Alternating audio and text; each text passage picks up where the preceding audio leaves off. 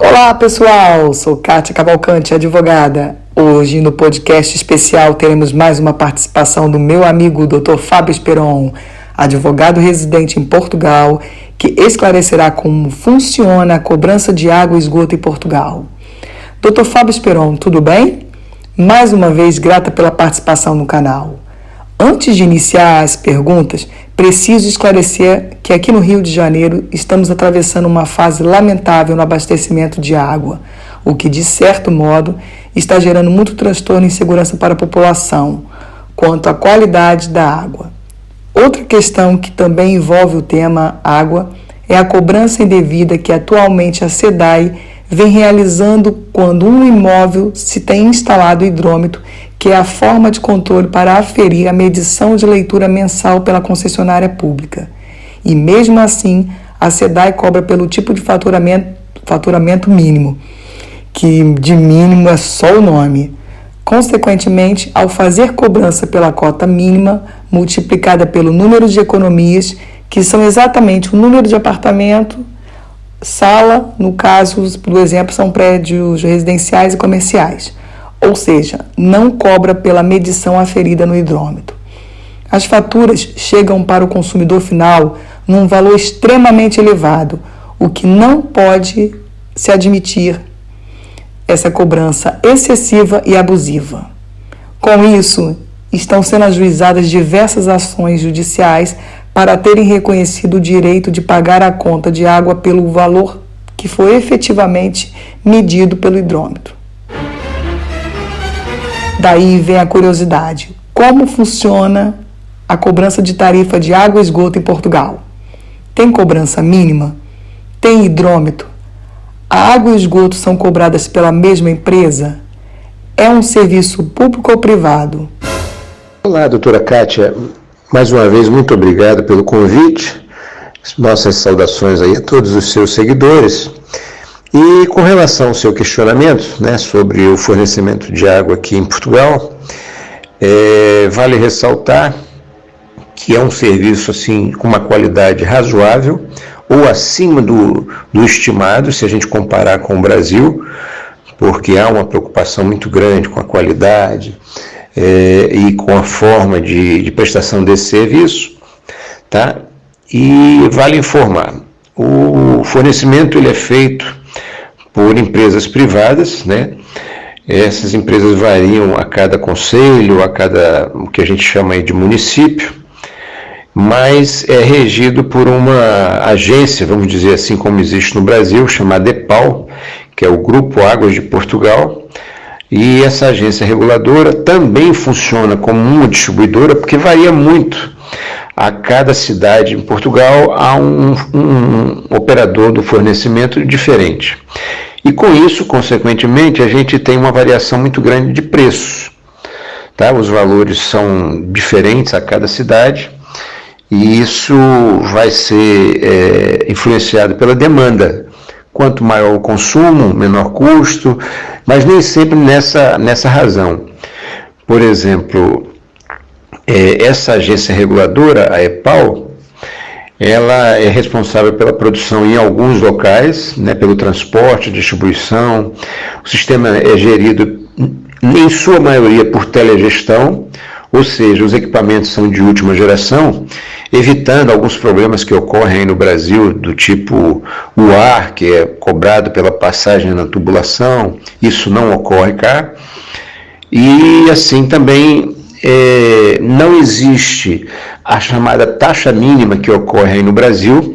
Aqui há uma variação em função do tipo de consumo, se é comercial, se é residencial, se é o residencial de baixa renda, que é o consumo social, que eles chamam cá, e essa é a variação. Mas, por exemplo, há situações aqui em que o consumo não chegou a 10 euros. Então, quando não se tem um consumo mínimo de 10 euros, que é o consumo real, não vem a conta naquele mês.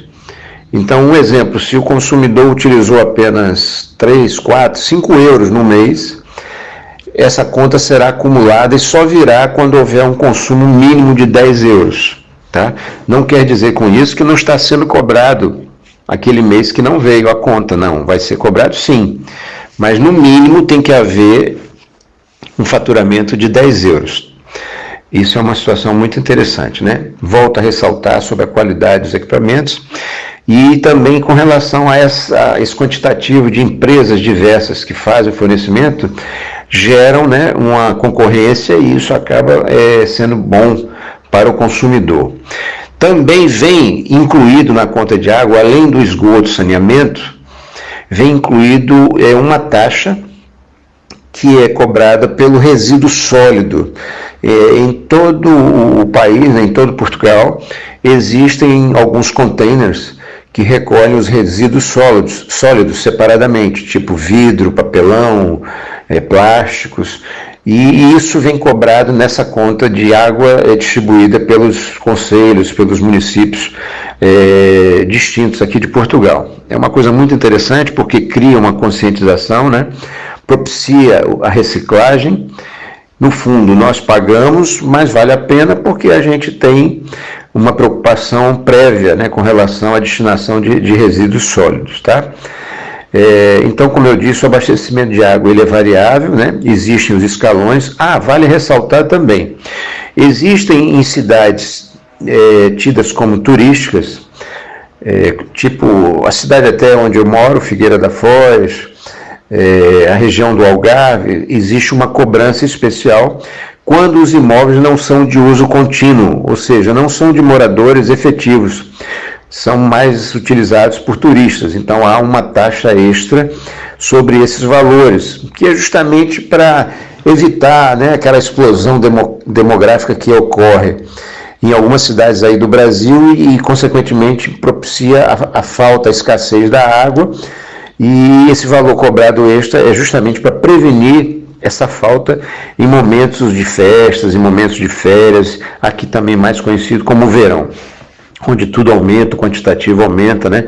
E muitas pessoas vêm de outros países. Então, como prevenção, existe a possibilidade de, em alguns contadores, alguns aferidores, né, medidores de água, ser cobrado uma taxa a mais pelo fato de ser um imóvel de ocupação turística, tá?